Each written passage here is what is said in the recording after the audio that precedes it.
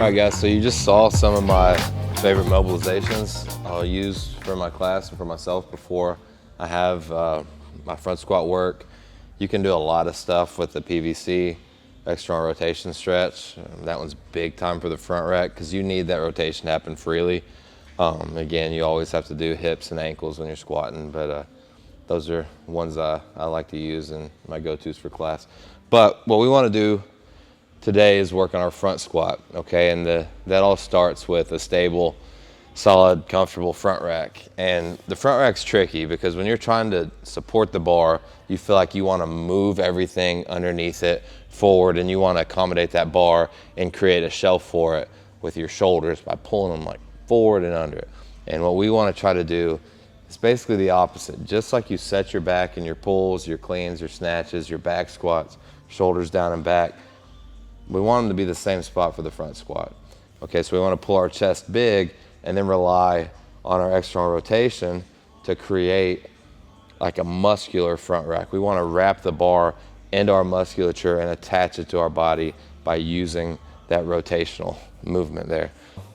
What I like to do, especially if I'm not feeling super sure on it, is I'll set my grip where I want it to be for my front squat. And then as I'm standing here, I'll go ahead and pull my shoulders down and back where I want them to be as I'm gonna squat. So here, I'm relaxed, shoulders down and back, okay? I don't wanna be in my traps. I don't wanna be shifted forward to accommodate the bar.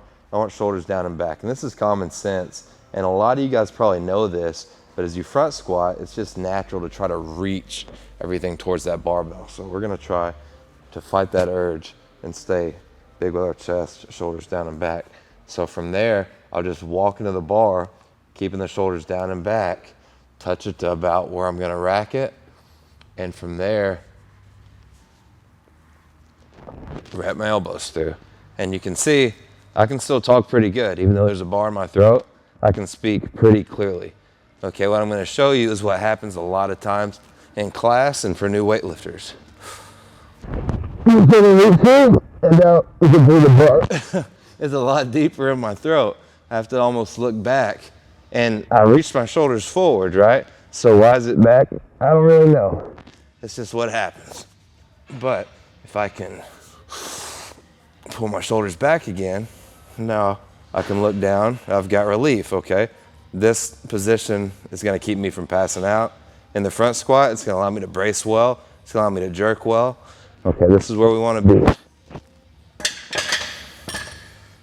So that's our front rack. That's one of the biggest ways to improve our front squat and our success there, and even just our stability, our ability to brace, okay? Because if we're starting our movement, again, we want to push our shoulders to the bar is what a lot of people try to do. What that does to the upper back is it rounds it. So as I sit down into my squat, that part of my back's already rounded. So then I look like a dog at the park on my way up. We want to stay with good posture, good bracing as we front squat, and keeping that chest big, relying on the rotation to create the front rack allows us to do that. That's the front rack. Thank you, NEXO, for putting this video on. I hope this helps.